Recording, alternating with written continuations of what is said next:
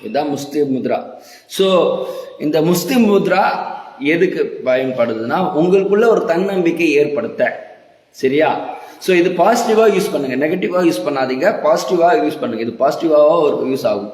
So உங்களுக்குள்ள ஒரு தன்னம்பிக்கை, என்னால் முடியும், என்னால் சாதிக்க முடியும் சொல்றது. இந்த முத்ரா செய்யும் போதே எந்த எக்ஸாம் எழுதுறேன்னு வச்சுக்கோங்களேன், எக்ஸாம் எழுத போறீங்க. ஸோ படத்தை போக்குறதுக்கு ஆதி முத்ரா யூஸ் பண்ணுங்க.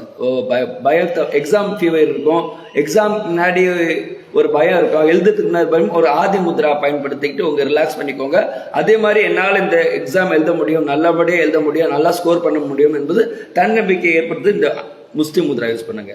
ஸோ செல்ஃப் கான்ஃபிடன்ஸை அதிகப்படுத்தக்கூடிய ஒரு முத்ரா, பலத்தை, மனோபலத்தை ஏற்படுத்துகிறது. உடல் பலம் ஒரு பக்கம் இருந்தாலும் இது உடல் பலத்துக்கு மட்டும் பயன்படுத்துறது இல்லை, மனோபலத்தை அதிகப்படுத்தக்கூடிய இந்த முத்ரா முஸ்தி முத்ரா. ஸோ எழுதிட்டு இப்போ தியானத்தில் உட்காரலாம்.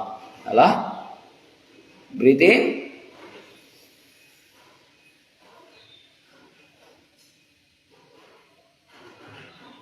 Breath out, breath in,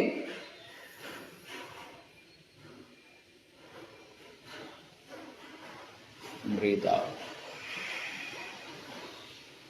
breathe in,